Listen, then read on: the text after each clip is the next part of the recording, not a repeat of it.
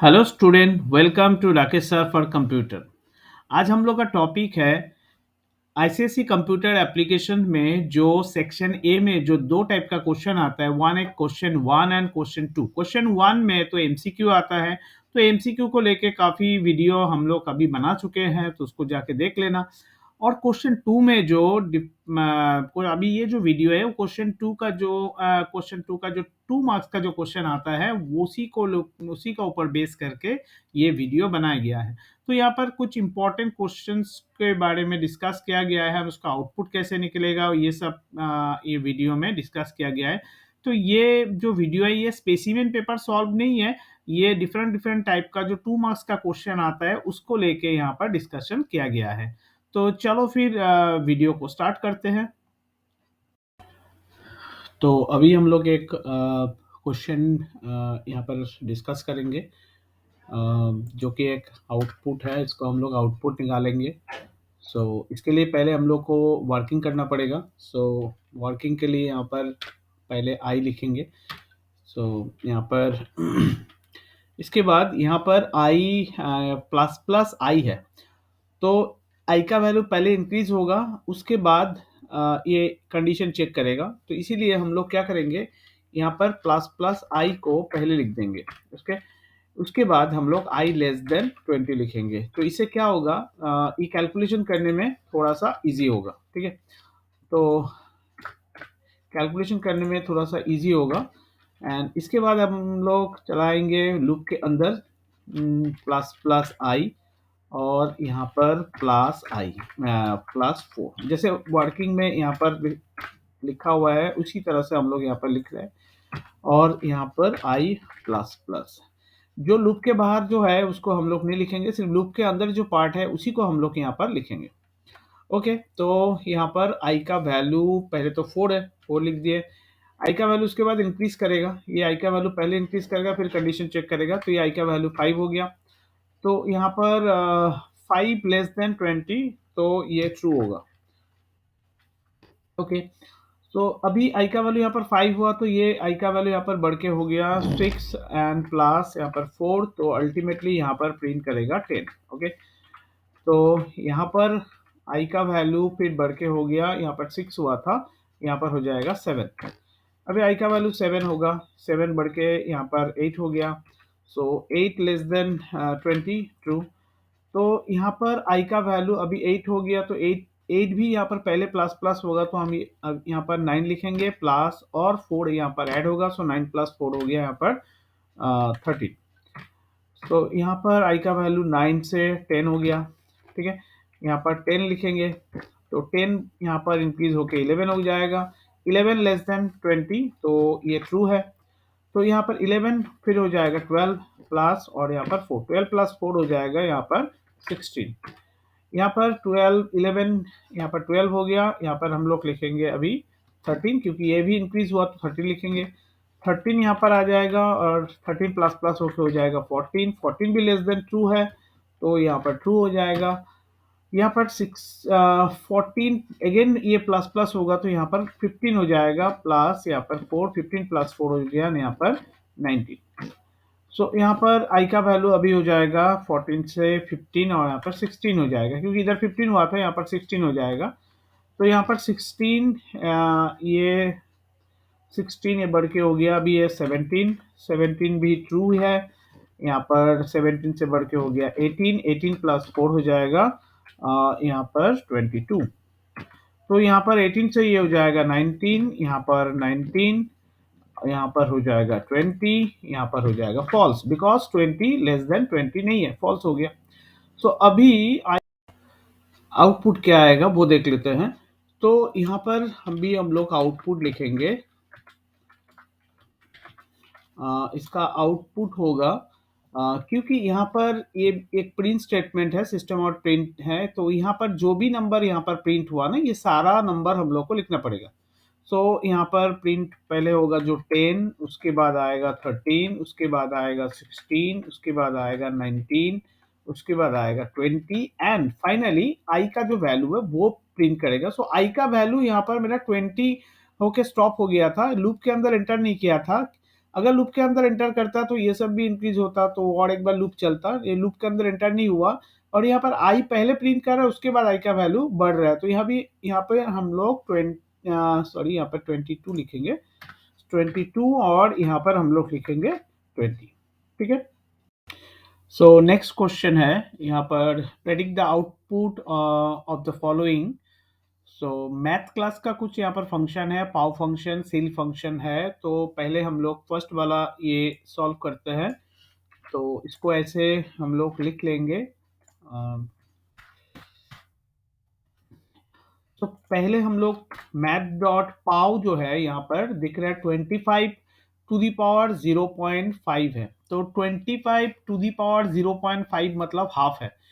So anything to the power half means उसका square root होता है। ठीक है, anything to the power half means उसका स्क्वायर रूट होगा, तो यहाँ पर से हम लोग को आंसर मिलेगा 5.0 प्लस, और यहाँ पर सील मैथ डॉट सील 4.2। जैसे कि हम लोग जानते हैं मैथ डॉट सील जो फंक्शन है वो अपवर्ड्स में जाके राउंड ऑफ करेगा, जो भी नंबर होगा पॉइंट के बाद, अगर पॉइंट के बाद 1 मतलब 0 छोड़ के कुछ भी नंबर हो वो ऑलवेज अपवर्ड्स में जाके राउंड ऑफ करता है। जैसे कि 4.2 है, तो 4.2 ये राउंड अप करके होगा 5.0, तो यहाँ पर अल्टीमेट आंसर जो आएगा वो 10.0। ओके, तो नेक्स्ट वाला सॉल्व करते हैं। नेक्स्ट वाला है, ये है क्वेश्चन नेक्स्ट वाला का, इसका हम लोग यहाँ पर लिख लेते हैं पहले। अच्छा, अभी इसको हम लोग सॉल्व करेंगे। वो है math dot round. Math dot round में क्या करता है, मैथ डॉट राउंड में जैसे कि यहाँ पर 14.7 है, सो 14.7 14.5 या उससे ज़्यादा अगर होता है तो ये अपवर्ड्स में जाकर राउंड ऑफ करता है। 14.5 से कम अगर होगा तो वो 14.0 ऐसे में कर देगा। जैसे कि यहाँ पर 14.3 होता तो 14.0 लिखता, यहाँ पर 14.7 है जो कि 5 या उससे ज़्यादा है, तो यहाँ पर हम लोग 15.0 लिखेंगे प्लस। और यहाँ पर है math dot floor function. Floor function से क्या होता है, वो डाउनवर्ड्स में जाके राउंड ऑफ करता है। जैसे कि 7.9 है, तो 7.9 कुछ भी हो, मतलब पॉइंट के बाद कुछ भी हो, जीरो छोड़ के कुछ भी हो, ये ऑलवेज डाउन में आके राउंड ऑफ करता है, तो इसका होगा 7.0।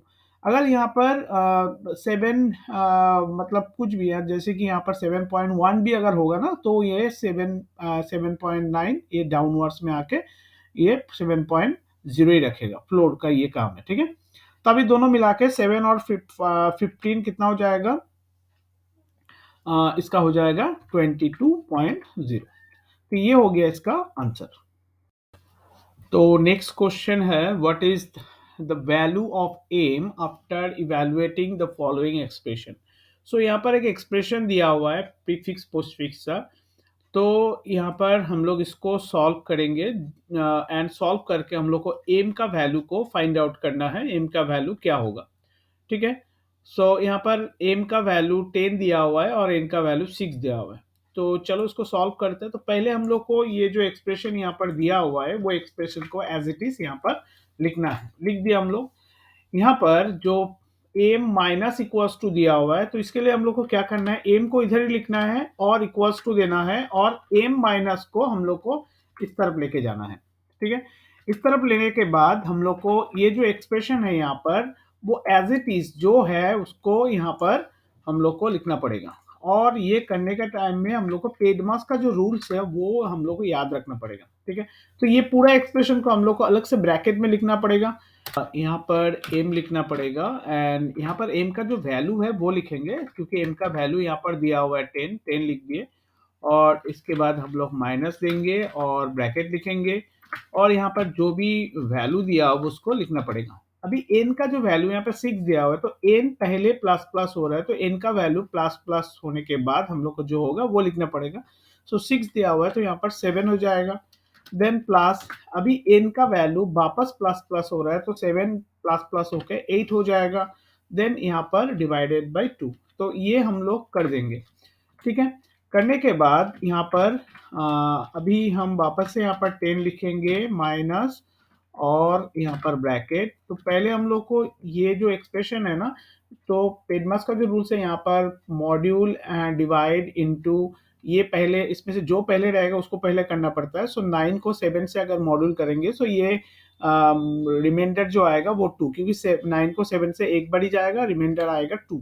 ओके, देन प्लस, और यहाँ पर जैसे है 8/2, हम लोग एक ही लाइन में एक ही स्टेप करेंगे तो बेटर होगा, इसीलिए हम लोग इसको अलग से मतलब एक स्टेप ज़्यादा कर रहे हैं, मतलब ताकि कॉम्प्लिकेशन ना हो और मिस्टेक ना हो। तो अभी देखो यहाँ पर प्लस और डिवाइड है, तो एज पर रूल हम लोग प्लस पहले नहीं कर सकते, हम लोग को डिवाइड पर पहले करना पड़ेगा। तो हम लोग प्लस ऐसे ही लिख देंगे, और 8 को 2 से डिवाइड करेगा तो यहाँ पर 4 आ जाएगा, 4 आ गया। अभी हम लोग को और एक स्टेप करना पड़ेगा। सो यहाँ पर 10 लिखेंगे, माइनस ब्रैकेट अभी नहीं भी लिख सकते क्योंकि 4 + 2, यहाँ पर अभी हम लोग लिख देंगे 6। ओके, 6 हो गया। अभी एम इक्वल्स टू यहाँ पर 6, 10 - 6 हो जाएगा 4। सो एम का फाइनल वैल्यू हम लोग को निकला है यहाँ पर 4। तो यहाँ पर जैसे क्वेश्चन में बोला है what is the value after evaluating the following expression, so M का वैल्यू अभी हम लोग को आया यहाँ पर 4। ओके, तो अभी एक नेक्स्ट क्वेश्चन है, right A statement for in Java for. तो यहाँ पर एक स्टेटमेंट मैथमेटिकल स्टेटमेंट है, ये मैथमेटिकल स्टेटमेंट को हम लोग को जावा स्टेटमेंट में लिखना है। सो फर्स्ट ऑफ ऑल यहाँ पर जो है ये स्क्वायर रूट का साइन है, तो हम लोग लिखेंगे यहाँ पर math.sqrt। ओके, math.sqrt, उसके बाद यहाँ पर लिखा हुआ है जो कि a+b होल क्यूब। तो हम लोग math.pow फंक्शन यूज करेंगे, यहाँ पर ब्रैकेट में हम लोग a+b को लिखेंगे एंड कॉमा देके 3 लिखेंगे क्योंकि होल क्यूब दिया हुआ है। ठीक है, तो ये पूरा डिवाइड हो रहा है, ये फुल डिवाइड हो रहा है, तो डिवाइड करके हम लोग को a - b से उसको डिवाइड करना है। तो उसके भी आगे और पीछे दो ऐसे जो साइन है ना, ये abs का साइन है, तो हम लोग लिखेंगे math.abs और यहाँ पर ब्रैकेट के अंदर a - b।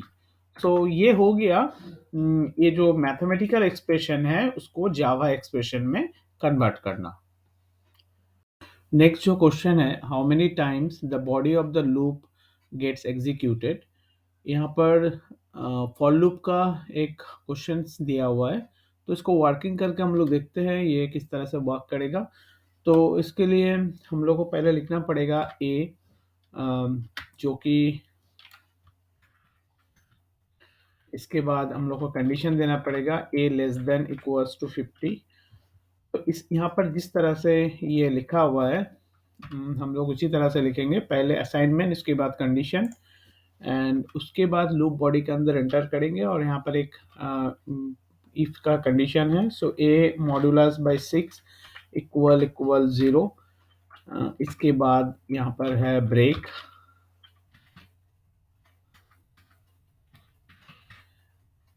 उसके बाद एलसीफ दे के और एक कंडीशन है a मॉड्यूलस बाय 5 इक्वल 0।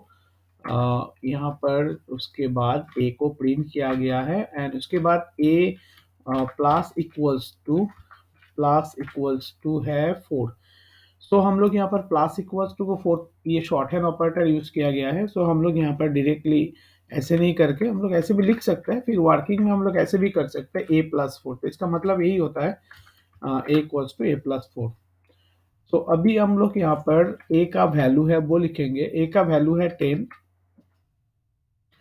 यहाँ पर a, अच्छा यहाँ पर 50 देना पड़ेगा। ओके, सो a का वैल्यू 10 है, तो 10 < 50 ये ट्रू होगा। a को 6 से डिविजिबल जा रहा है, नहीं ये फॉल्स है, a को 6 से डिविजिबल नहीं जा रहा है। तो अगर नहीं जा रहा तो इसीलिए ब्रेक भी क्या हो जाएगा, स्किप हो जाएगा ब्रेक, क्योंकि इफ अगर ये ट्रू होता तो यहाँ पर ब्रेक के अंदर एंटर करता। अभी चेक करेगा a को 5 से डिविजिबल जा रहा है, यस a को 5 से डिविजिबल जा रहा है, ये ट्रू। तो यहाँ पर a का वैल्यू प्रिंट करेगा दैट इज 10। अभी a का वैल्यू +4 इंक्रीज करेगा, सो इसको ऐसे करके लिखने से बेटर होगा इक्वल्स टू a। सो यहाँ पर a का वैल्यू 10 था, 10 + 4 इक्वल्स टू 14 हो गया। अभी यहाँ पर 14 आएगा नेक्स्ट टाइम, तो 14 इज < 50 52। 14 6 से नहीं डिविजिबल जाएगा तो ये भी फॉल्स होगा। तो ये फॉल्स हुआ तो ये ब्रेक हो जाएगा, ये 5 से डिविजिबल जाएगा नहीं, ये भी फॉल्स होगा तो यहाँ पर भी ये स्किप कर जाएगा, कुछ नहीं प्रिंट करेगा। देन 14 प्लस 4 इक्वल्स टू हो जाएगा 18। तो ये 18 हो गया। सो यहाँ पर वापस 18 आया, तो 18 भी लेस देन इक्वल्स टू 5 है, तो ये ट्रू हो जाएगा। 18 को 6 से डिविजिबल जाता है, यस 18 को 6 से डिविजिबल जाता है। अगर जाता है तो यहाँ पर हो जाएगा ब्रेक। तो अभी हम लोग देखेंगे ये लूप कितने बार चल रहा है। सो ये यहाँ पर जो क्वेश्चन बोला है, how many times the body of the loop get executed, तो ये लूप 3 बार चल रहा है, क्योंकि एक बार एंटर किया जब 14 10 लेके, इसके बाद 14 लेके, और उसके बाद 18 लेके भी लूप के अंदर एंटर तो हुआ, लेकिन ये बीच में ये जो कंडीशन उसको मिल गया, मतलब ट्रू हो गया, इसीलिए ये ब्रेक हो गया। तो ये लूप टोटल 3 टाइम चल रहा है।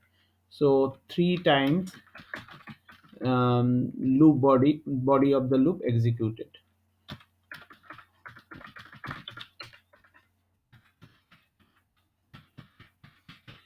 ओके, तो ये हो जाएगा इसका आंसर। नेक्स्ट जो क्वेश्चन है, rewrite the following using ternary operator. तो ऐसे भी क्वेश्चन शॉर्ट क्वेश्चन में आता है। सो यहाँ पर एक इफ एल्स स्टेटमेंट दिया हुआ है, तो इफ एल्स स्टेटमेंट को हम लोग टर्नरी ऑपरेटर से किस तरह से इसको सॉल्व करेंगे। तो इसका सॉल्यूशन कुछ इस तरह से होगा, जैसे कि हम लोग जानते हैं टर्नरी ऑपरेटर हम लोग लिखते हैं क्वेश्चन मार्क एंड कोलोन्स को यूज करके। तो ये एकदम ही इजी शॉर्ट क्वेश्चन है। तो पहले हम लोग लिखना पड़ेगा के, क्योंकि ये सारा जो कैलकुलेशन है वो के में असाइन हो रहा है। तो पहले हम लोग को लिखना पड़ेगा के। उसके बाद जो कैलकुलेशन है P more than equals to 430 लिखेंगे, और उसके बाद यहाँ पर क्वेश्चन मार्क देंगे।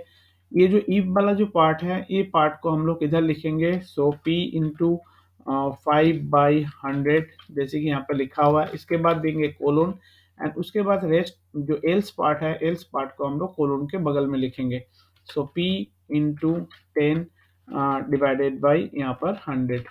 ठीक है, तो इस तरह से इसको हम लोग सॉल्व करेंगे, और आखिर में हम लोग ये सेमीकोलन देंगे। तो ये हो गया इफ एल्स स्टेटमेंट में लिखा हुआ कोई इफ एल्स में कोई स्टेटमेंट था, उसको हम लोग टर्नरी ऑपरेटर में लिख लिए। नेक्स्ट जो क्वेश्चन है उसी का ही ऑपोजिट है।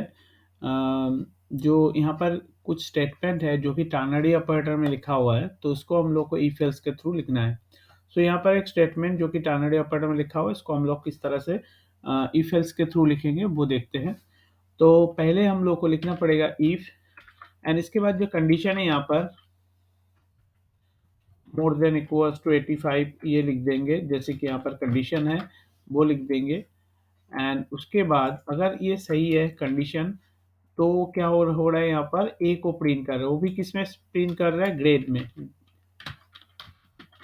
ग्रेड इक्वल्स टू यहाँ पर डबल कोट्स में ए को प्रिंट कर रहा है। ग्रेड यहाँ पर स्ट्रिंग ग्रेड बोल के एक वेरिएबल ले रहे हैं, एंड ग्रेड में इसको असाइन कर रहे हैं। उसके बाद नेक्स्ट कंडीशन यहाँ पर देंगे इफ एल्स इफ, और यहाँ पर marks more than equals to 80, जैसे कि यहाँ पर क्वेश्चन में लिखा हुआ है। तो तब हम लोग लिखेंगे ग्रेड इक्वल्स टू लिखेंगे बी, एंड आखिर में अगर ये ट्रू नहीं हुआ, एल्स पार्ट में लिखेंगे ग्रेड इक्वल्स टू लिखेंगे सी। तो इस तरह से हम लोग इसको सॉल्व करेंगे। तो फर्स्ट कंडीशन ये है, अगर ये सही हुआ मतलब ट्रू हुआ, तो ग्रेड ए को असाइन करेगा, ग्रेड में ए को असाइन करेगा। इसके बाद एलसीफ करके और एक कंडीशन यहाँ पर, ये अगर मोर देन 80 हुआ तो बी में असाइन होगा। उसके बाद ये अगर नहीं होता है तो सी में असाइन होगा। इसको हम ऐसे भी लिख सकते हैं, या तो फिर अगर हम लोग को एल्स पार्ट में, जैसे कि यहाँ पर लिखा हुआ है, एल्स पार्ट में भी हम लोग ये वाला कंडीशन को दे सकते हैं, क्योंकि एल्स ये अगर ये ट्रू होता है तो ये प्रिंट करेगा, अगर ये ट्रू नहीं होता तो ये पूरा पार्ट हो गया एल्स पार्ट। सो एल्स पार्ट में वापस ये दो कंडीशन यहाँ पर दे रहा है, तो ये भी हम लोग लिख सकते हैं एल्स पार्ट के अंदर और दो कंडीशन है, तो इस तरह से हम लोग इसको सॉल्व कर सकते हैं। यहाँ जो नेक्स्ट क्वेश्चन है, what are the type of casting shown by the following example. तो यहाँ पे दो क्वेश्चन दिया गया है। एक है डबल टाइप का डेटा जिसका नाम पाई है, जिसमें 3.14 स्टोर किया हुआ है। डबल जो कि इंटीजर में असाइन कर रहा है। तो डबल टाइप इंटीजर टाइप से बिगेस्ट टाइप होता है। सो इसीलिए डबल को अगर मैं इंटीजर में होल्ड करना चाहता हूँ तो ये नॉर्मली नहीं होगा, इसको फोर्सफुली करना पड़ेगा। सो ये जो है यहाँ पर फोर्सफुली इसको कन्वर्ट कर रहा है, तो इसीलिए ये हो गया एक्सप्लिसिट टाइप कास्टिंग। ये एक्सप्लिसिट टाइप कास्टिंग है। दूसरा क्वेश्चन है एक्स बोल के एक वेरिएबल जिसमें 7902 स्टोर किया गया है, उसको लॉन्ग में असाइन करना चाह रहा है, मतलब इसमें लॉन्ग डेटा टाइप में इसको कन्वर्ट करना चाह रहा है। तो ये नॉर्मली हो जाएगा क्योंकि लॉन्ग जो है वो इंटीजर से बिगेस्ट डेटा टाइप है, तो इसीलिए ये नॉर्मली हो जाएगा। तो ये जो है वो इम्प्लिसिट टाइप कास्टिंग है। नेक्स्ट वन हो गया explicit type casting and next one हो गया implicit type casting. Next question है write output of the following. So यहाँ पर ए का वैल्यू दिया हुआ है 89। तो ए प्लस प्लस ए पहले हो रहा है, तो हम लोग एक बार इसको वर्किंग करते हैं। ए का वैल्यू प्लस प्लस पहले हो रहा है, सो ए इक्वल्स टू 89 है। यहाँ पर ए का वैल्यू 89 है, तो जब ये प्लस प्लस ए हुआ तो ए बिकम हो जाएगा 90। तो ए जो है वो हो जाएगा 90। जस्ट ऐसे ही मैं यहाँ पर लिख रहा हूँ ए का वैल्यू कितना हो रहा है, सो ए का वैल्यू 90 हो गया। क्योंकि ए अभी यहाँ पर ए को लेके कैलकुलेशन किया गया जो कि प्रिंट होगा, तो वो भी इधर लिखते हैं ए प्लस प्लस इंटू 2। तो ए का वैल्यू अभी हम यहाँ पर ए का वैल्यू को लिखेंगे, और ए का वैल्यू अभी हम लोग लिखेंगे 90। 90 लिखेंगे क्योंकि ए बाद में प्लस प्लस होगा, तो वो प्लस प्लस हम लोग नहीं लिखेंगे। सो 90 यहाँ पर हो गया 2, तो टोटल यहाँ पर हो गया 180। ठीक है, सो ये 180 प्रिंट करेगा। ओके, सो अभी तो ए में कुछ चेंजेस नहीं हुआ, तो नेक्स्ट जो स्टेटमेंट है वो है ए माइनस इक्वल्स टू 4। ये शॉर्ट हैंड ऑपरेटर यहाँ पर यूज किया गया है, इसको हम चाहे तो ऐसे भी लिख सकते हैं, ए इक्वल्स टू ए माइनस 4 ऐसे भी लिख सकते हैं। तो ऐसे लिख के हम लोग सॉल्व करते हैं। ए का वैल्यू कितना है, ए का वैल्यू लास्ट टाइम हो गया था 90, और यहाँ पर ये जो कैलकुलेशन हुआ ना, जो कि इधर मैंने 90 यूज किया था, लेकिन ये ए का वैल्यू बढ़ के हो गया 91। इसमें बहुत जन मिस कर जाएगा, तो इसका हो जाएगा 91। तो यहाँ पर जब हम लोग ए का वैल्यू लिखेंगे वो 91 लिखेंगे। 91 माइनस 4। ओके, सो 91 माइनस 4 हो जाएगा 87। सो इसका आंसर आएगा 87। तो इसका फाइनल जो आउटपुट आएगा, इसका फाइनल आउटपुट आएगा फर्स्ट लाइन में आएगा 180। क्योंकि इधर प्रिंट एलएन बोल के कोई स्टेटमेंट नहीं है, इसीलिए ये जो डिस्प्ले है वो सेम लाइन में आएगा। इसका आएगा 87, सेम लाइन में ये प्रिंट करेगा। ठीक है, नेक्स्ट जो आउटपुट है, फाइंड द आउटपुट। यहाँ पर इंटीजर टाइप का पी एंड क्यू दो वेरिएबल लिया गया है। सो पी का जो वैल्यू है वो 10 है एंड क्यू का वैल्यू 110 है। तो यहाँ पर एक टर्नरी ऑपरेटर का एक स्टेटमेंट लिखा गया है। यहाँ पर बोला गया है जो P अगर लेस देन Q है, मतलब एक कंडीशन है P लेस देन Q है कि नहीं। तो P का वैल्यू तो 10 है, Q का वैल्यू 110 है, so obviously P less than Q है। तो ये स्टेटमेंट जो है, ये जो कंडीशन है ये ट्रू है। जैसे कि हम लोग जानते हैं अगर ये कंडीशन ट्रू होता है तो फर्स्ट जो स्टेटमेंट होता है वो एग्जीक्यूट होगा, मतलब वो स्टोर होगा ये सी में, और अगर फॉल्स होता तो क्यू स्टोर होता। ठीक है, तो पी यहाँ पर स्टोर हुआ, तो पी का जो वैल्यू होगा वो है 112। पी का जो वैल्यू है वो है 112। पी स्टोर नहीं, पी का जो वैल्यू है वो पी तो सी में तो पी स्टोर होगा, लेकिन पी का जो वैल्यू है वो 112 है। यहाँ पर हम लोग पी के साथ +5 को ऐड कर रहे हैं। ठीक है, पी के साथ 5 को ऐड कर रहा है। कोई भी कैरेक्टर वेरिएबल के साथ अगर मैं इंटीजर वेरिएबल ऐड करता हूँ तो यहाँ पर टाइप कास्टिंग होने के बाद इसका जो रिजल्ट है वो हो जाएगा, मतलब इंटीजर में आ जाएगा। ठीक है, तो इसका आउटपुट होगा पी का वैल्यू है 112 और उसके साथ प्लस ऐड 5 ऐड हो जाएगा, तो इसका आउटपुट आएगा 117। तो इसका जो फाइनल रिजल्ट आएगा वो होगा 117। ओके, नेक्स्ट जो क्वेश्चन है, right the prototype of the function search which takes two arguments as a string and a character and return integer type। ये फंक्शन वाला चैप्टर, मेथड वाला चैप्टर का क्वेश्चन है। तो इसमें इसका प्रोटोटाइप लिखने बोला है। तो फंक्शन का प्रोटोटाइप, जैसे कि हम लोग जानते हैं, फंक्शन का जो फर्स्ट लाइन होता है उसको बोलते हैं फंक्शन। जो हम लोग डिफाइन करते हैं तब जो फर्स्ट लाइन होता है उसको बोलते हैं फंक्शन प्रोटोटाइप। सबसे पहले हम लोग जो इसमें लिखते हैं, जो कि रिटर्न टाइप लिखते हैं, तो यहाँ पर रिटर्न टाइप मेंशन कर दिया। यहाँ पर इंटीजर टाइप्स, तो हम लोग यहाँ पर आईएनटी लिखेंगे। एंड यहाँ पर हम लोग लिखेंगे फंक्शन का नाम। अभी यहाँ पे जो भी इंफॉर्मेशन दिया हुआ रहेगा उसी उसी के बेसिक में हमको इसको करना पड़ेगा। तो सर्च हो गया फंक्शन का नाम, और बोला है दो आर्गुमेंट्स इसके थ्रू भेजना है, एक है स्ट्रिंग और एक कैरेक्टर। तो हम लोग स्ट्रिंग यहाँ पर लिख दिए, कोई भी नाम लिख देते हैं एस, क्योंकि यहाँ पर वेरिएबल मेंशन नहीं किया हुआ है। वेरिएबल कभी कभी मेंशन करता है तो वही वेरिएबल लिखना पड़ेगा, और कैरेक्टर सी लिख दिया। ठीक है, तो ऐसे करके हम लोग ये फंक्शन प्रोटोटाइप को सॉल्व करेंगे। एकदम सिंपल है, जिस सिर्फ इसको पढ़ना है, पढ़ के जो भी यहाँ पर इंफॉर्मेशन दिया गया है उसको उसी हिसाब से यहाँ पर लिख देना है। नेक्स्ट जो क्वेश्चन है वो कुछ कैलकुलेशन वाला क्वेश्चन नहीं है, ऐसे सिंगल वर्ड का आंसर इसमें लिखना पड़ता है। तो कुछ क्वेश्चन यहाँ पर है, जो कि फर्स्ट क्वेश्चन है, package that invoke by default. So कौन सा पैकेज है जो कि जावा में बाय डिफॉल्ट इन्वोक होता है, जिसको कॉल नहीं करना पड़ता है, वो है Java dot lang. Okay, second question है यहाँ पर, the keyword is use the classes define in the package. जब हम लोग पैकेज को डिफाइन करते हैं तो कौन सा कीवर्ड को यूज करते हैं, वो है इंपोर्ट कीवर्ड को यूज करते हैं। नेक्स्ट है the type of errors detected by the Java compiler. Java compiler कौन सा टाइप का एरर को डिटेक्ट करता है, हम लोग जानते हैं तीन टाइप का एरर्स होता है, वो है सिंटेक्स एरर।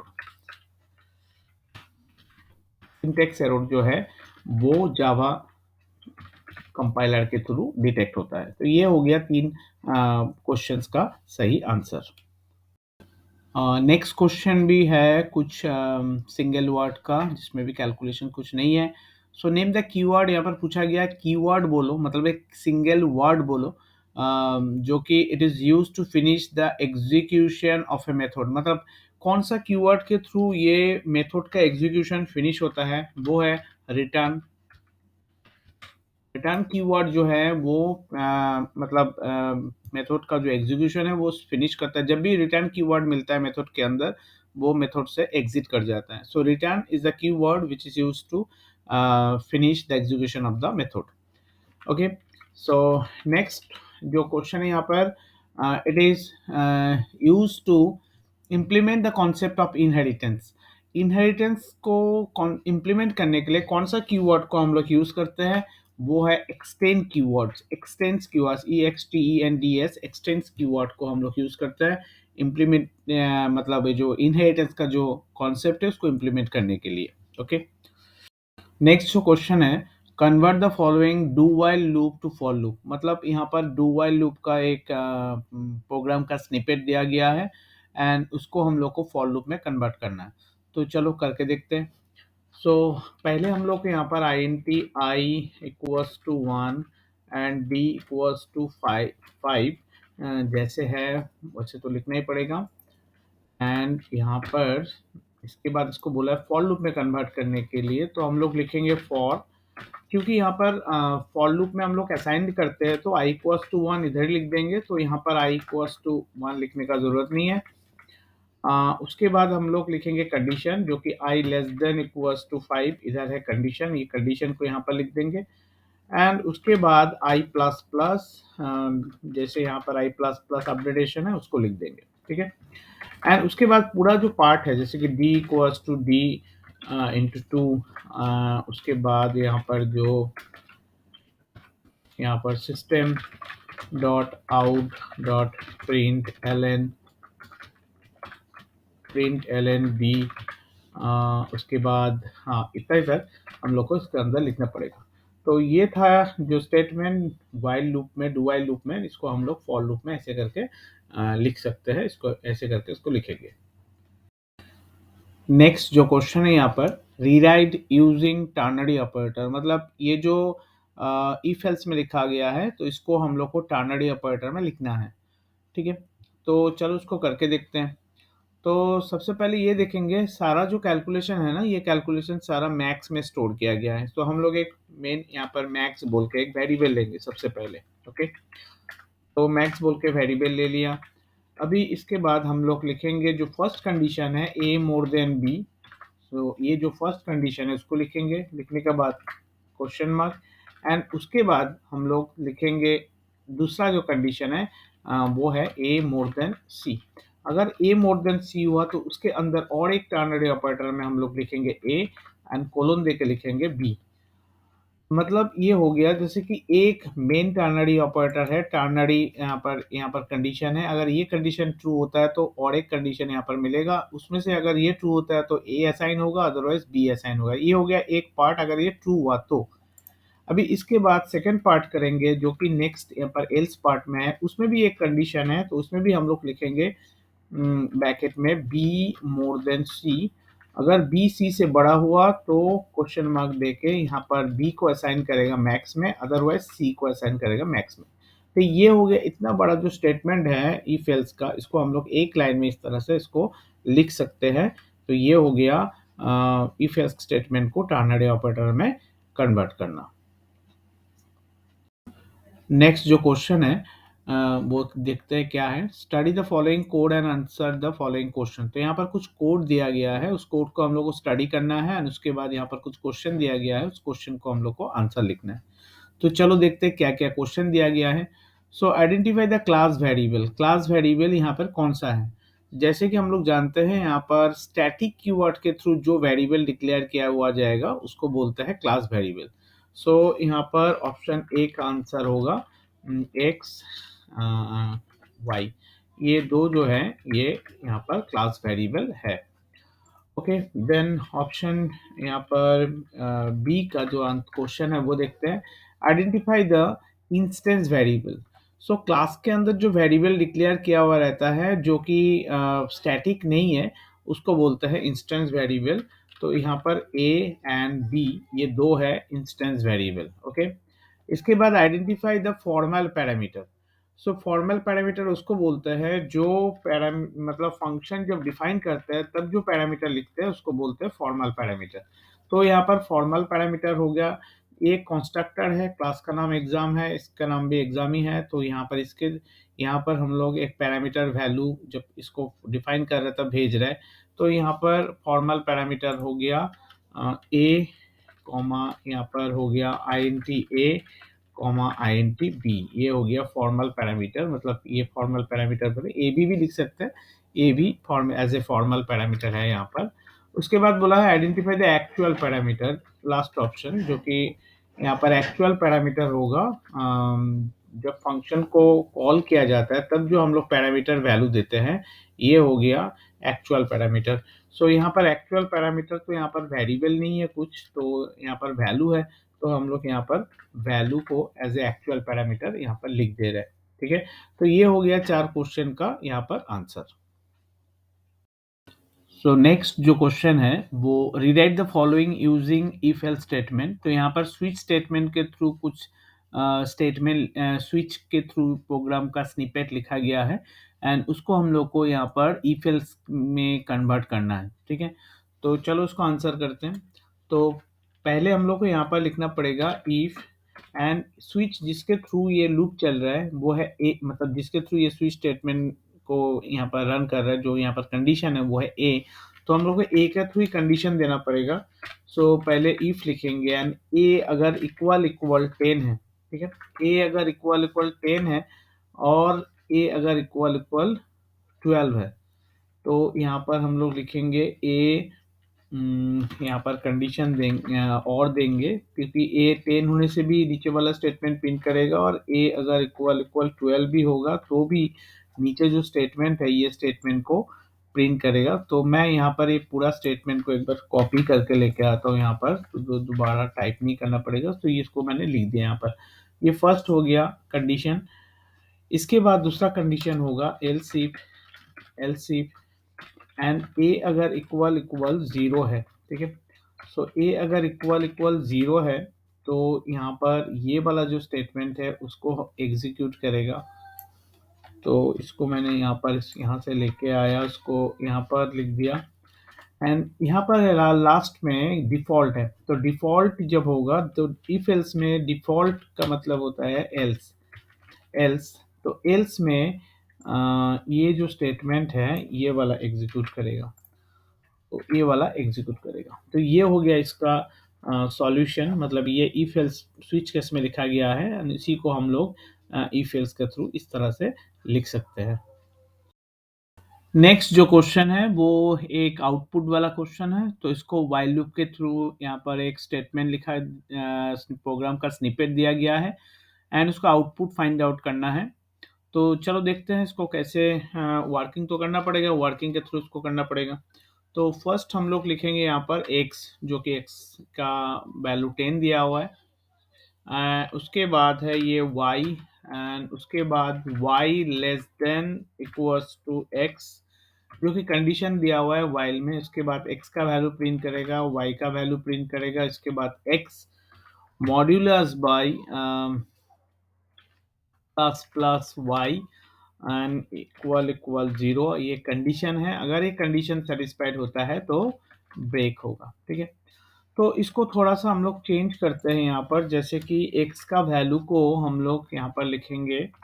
x का वैल्यू यहाँ पर 10 दिया हुआ है तो 10 लिखेंगे एंड y का वैल्यू 2 दिया हुआ है तो 2 लिखेंगे।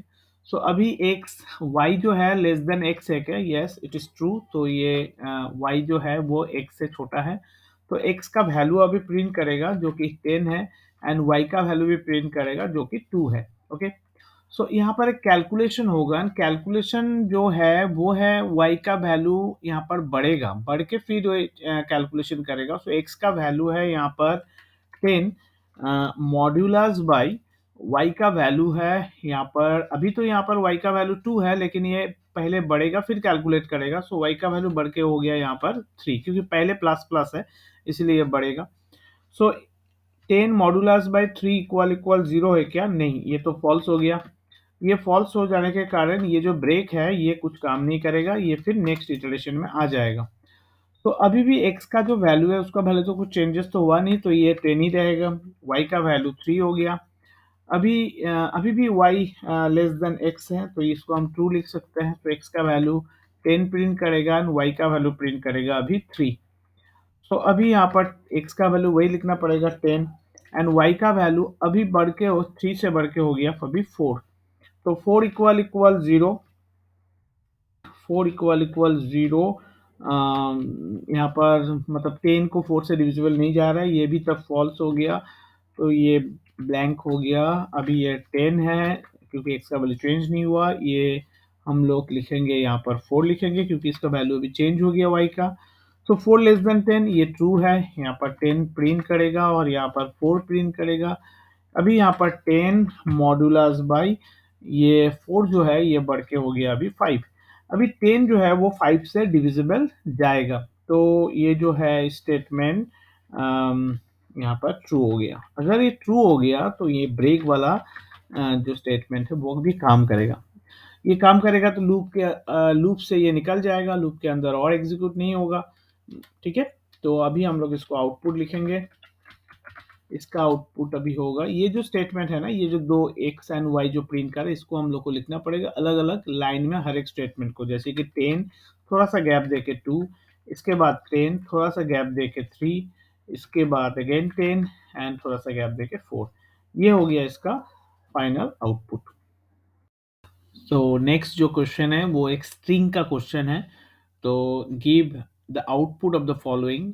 यहाँ पर एक स्ट्रिंग बोल के स्ट्रिंग जो वेरिएबल है एस बोल के वेरिएबल लिया गया है और जहाँ पर मेक इन इंडिया लिखा हुआ है, और एस एस बोल के दूसरा वेरिएबल लिया गया है जिसमें लिखा हुआ है यहाँ पर मेड इन इंडिया। तो एस में make in India, S S में मेड इन इंडिया स्टोर किया गया है।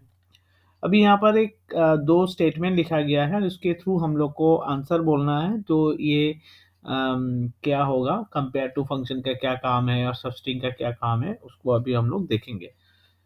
कंपेयर टू फंक्शन का काम है दो स्ट्रिंग का बीच में फर्स्ट जो डिफरेंस है वो डिफरेंस का ASCII वैल्यू का डिफरेंस को यहाँ पर एग्जीक्यूट करेगा। तो इसके थ्रू जो रिजल्ट आता है वो इंटीजर में आता है। एंड अगर ये दो स्ट्रिंग एग्जैक्टली सेम होता है तो 0 आता है। अगर ये दो पहले वाला स्ट्रिंग अगर जो भी कैरेक्टर उसको डिफरेंस मिलेगा तो ये इस तरह से यहाँ पर वो डिफरेंस करेगा। एक बार इसको समझते हैं। एक्चुअली ये लिखना नहीं है यहाँ पर, हम लोग को सिर्फ इसका आंसर ही लिखना है, लेकिन मैं जस्ट समझाने के लिए इसको यहाँ पर अभी लिख रहा हूँ। जैसे कि यहाँ पर मेक इन इंडिया लिखा हुआ है, सो इधर लिखा हुआ है मेड इन इंडिया।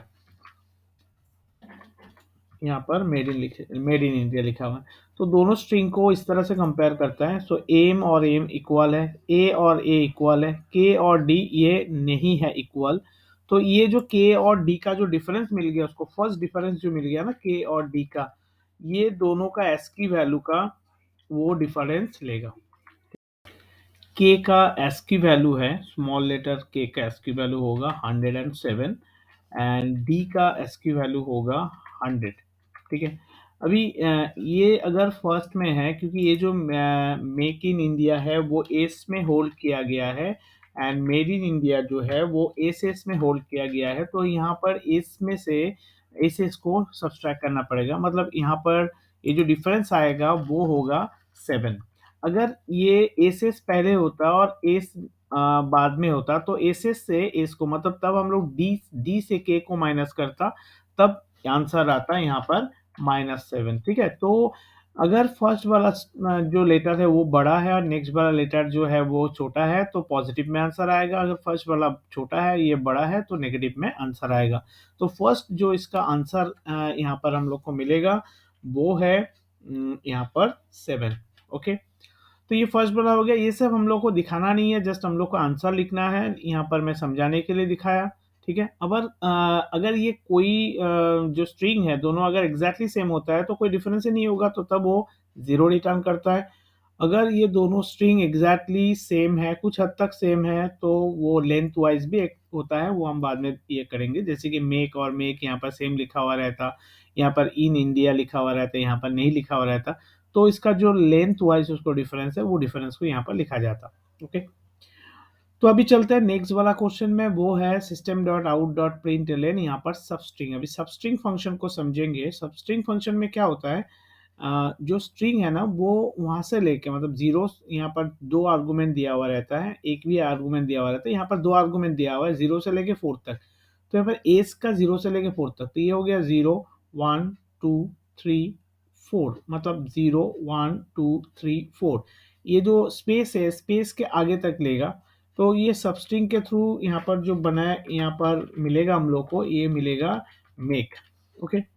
इसके बाद प्लस जो कि कॉन्कैटेनेशन का काम कर रहा है, यहाँ पर सबस्ट्रिंग देगा 5। अगर यहाँ पर एक आर्गुमेंट है तो एक आर्गुमेंट का मतलब होता है एस में से 0 1 2 3 4 5, मतलब आई से लेके वो एन तक बोलेगा। तो मतलब ये प्रिंट करेगा आई एन इन, इसके बाद INDIA।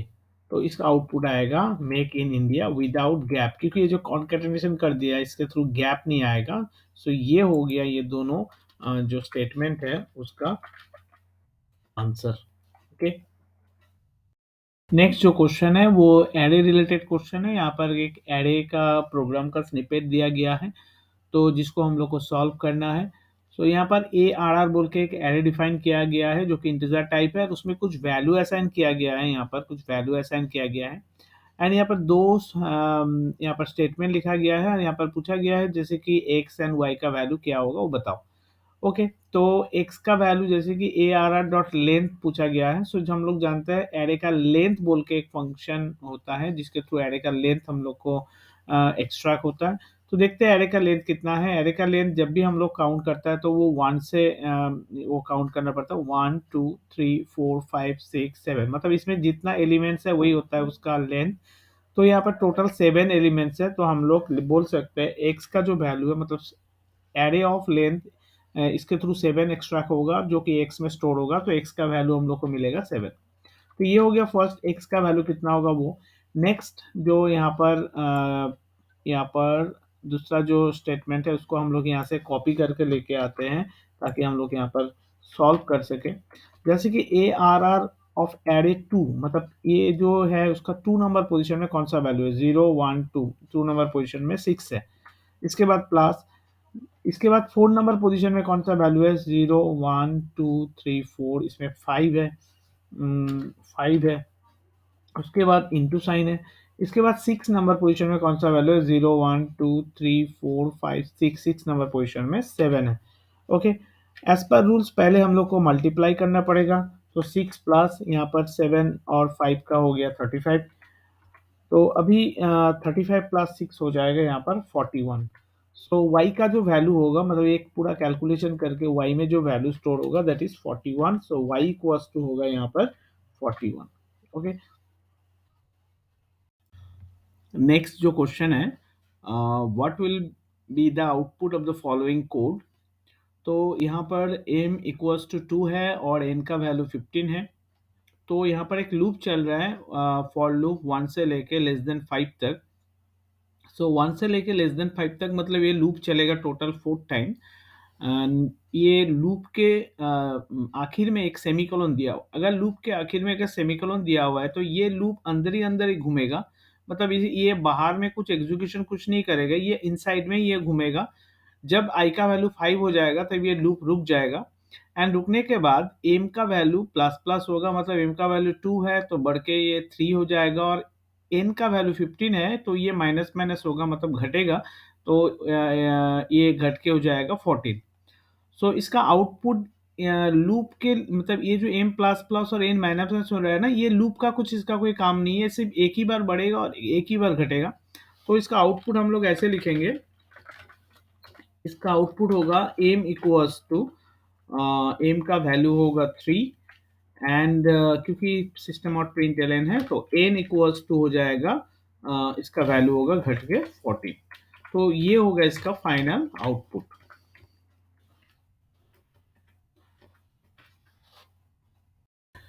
सो नेक्स्ट क्वेश्चन है, give the output of the following program snippet. So यहाँ पर क्लास टारगेट बोल के क्लास बनाया गया है।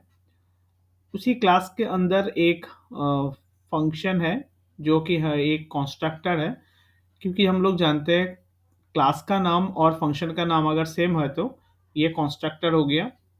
उसके अंदर एक फंक्शन को कॉल किया गया है जिसका नाम है फाइंड, एंड वहाँ पर एक सिस्टम आउट प्रिंट करके एक मैसेज को प्रिंट किया गया है जो है जिसमें गूगल लिखा हुआ है।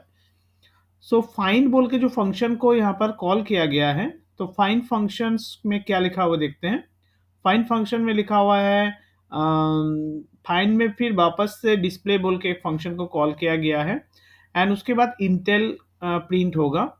एंड डिस्प्ले बोल के एक फंक्शन है, डिस्प्ले बोल के एक फंक्शन भी यहाँ पर डिफाइन किया गया है जहाँ पर माइक्रोसॉफ्ट लिखा हुआ है। एंड उसके बाद यहाँ पर टारगेट, मतलब मेन में टारगेट का एक ऑब्जेक्ट बनाया गया है। सो जब भी ये टारगेट का जो ऑब्जेक्ट जब बनेगा, तो ये ऑब्जेक्ट क्या करेगा, सबसे पहले ये टारगेट फंक्शन को कॉल करेगा। टारगेट फंक्शन को कॉल करने का साथ साथ ये फाइंड फंक्शन को कॉल करेगा। तो जब ये फाइंड फंक्शन को कॉल करेगा तो फाइंड फंक्शन के अंदर आएगा, और फाइंड फंक्शन के अंदर ये डिस्प्ले फंक्शन को कॉल करेगा। डिस्प्ले फंक्शन के अंदर उसको माइक्रोसॉफ्ट मिलेगा, तो फर्स्ट इसका जो आउटपुट आएगा वो है माइक्रोसॉफ्ट। सबसे पहले ये माइक्रोसॉफ्ट प्रिंट करेगा। माइक्रोसॉफ्ट प्रिंट करने के बाद वो इंटेल प्रिंट करेगा, सेम लाइन में इंटेल प्रिंट करेगा क्योंकि एलएन नहीं दिया हुआ है, थोड़ा सा स्पेस है, इंटेल प्रिंट करेगा। एंड इंटेल प्रिंट करने के बाद ये फाइंड फंक्शन का काम खत्म। जब ये फाइंड फंक्शन का काम खत्म होगा तब वो गूगल प्रिंट करेगा क्योंकि वहां पर गूगल लिखा हुआ है, गूगल प्रिंट करेगा। तो इसका आउटपुट जो होगा, ये इसका आउटपुट कुछ ऐसा होगा, माइक्रोसॉफ्ट इंटेल एंड गूगल, ये जब भी ये ऑब्जेक्ट क्रिएट होगा एंड तब ये जो आउटपुट आएगा ये आउटपुट प्रिंट होगा। नेक्स्ट क्वेश्चन है, study the following program segment and answer the following. Answer the following, जैसे कि यहाँ पर बोला गया है class variable, instance variable, local variable and global variable. तो ये जो प्रोग्राम का एक स्निपेट है, इसमें से ये सारा टाइप का वेरिएबल हम लोग को लिखना है। ओके, सो चलो देखते हैं क्लास वेरिएबल किसको बोलते हैं। ऑप्शन यहाँ पर वन जो है, क्लास वेरिएबल यहाँ पर हो गया जो वेरिएबल के साथ स्टैटिक कीवर्ड लिखा हुआ है, उसको क्लास वेरिएबल बोलते हैं। ठीक है, क्लास के अंदर the variable which is declared with the static keyword is called class variable. So यहाँ पर नाम टू जो है वो एक क्लास वेरिएबल है। ठीक है, दूसरा क्या है, दूसरा यहाँ पर टू है, वो है instance variable. Instance variable class के अंदर विदाउट स्टैटिक कीवर्ड जो वेरिएबल डिक्लेयर किया गया है वो है इंस्टेंस वेरिएबल। मतलब क्लास के अंदर जो विदाउट स्टैटिक कीवर्ड जो अदर्स वेरिएबल है, स्टैटिक छोड़ के जो अदर्स वेरिएबल है क्लास के अंदर जो ग्लोबल वेरिएबल है उसको इंस्टेंस वेरिएबल बोलते हैं। ऑप्शन थ्री जो है यहाँ पर पूछा गया है, what is a local variable. So local variable function के अंदर जो वेरिएबल लिया जाता है उसको बोलते हैं लोकल वेरिएबल। बट हम लोग ये जो आर्गुमेंट वेरिएबल है ना, यहाँ पर जो आर्गुमेंट लिया गया है एक्स एंड वाई, ये भी लोकल वेरिएबल ही है, ये भी, इसको भी हम लोग लोकल वेरिएबल बोलते हैं।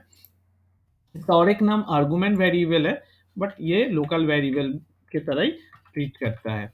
इसके बाद नंबर फोर हो गया ग्लोबल वेरिएबल। ग्लोबल वेरिएबल हो गया क्लास के अंदर जो वेरिएबल हम लोग लेते हैं फंक्शन के बाहर, इनसाइड ऑफ फंक्शन नहीं, फंक्शन के बाहर जो वेरिएबल होता है उसको हम लोग बोलते हैं ग्लोबल वेरिएबल। जैसे कि यहाँ पर नाम वन हो गया, फिर नाम टू हो गया, ये सब हो गया ग्लोबल वेरिएबल। तो स्टूडेंट आज के लिए इतना ही, थैंक यू फॉर वॉचिंग। जल्दी मिलते हैं इसका इस वीडियो का पार्ट टू को लेके।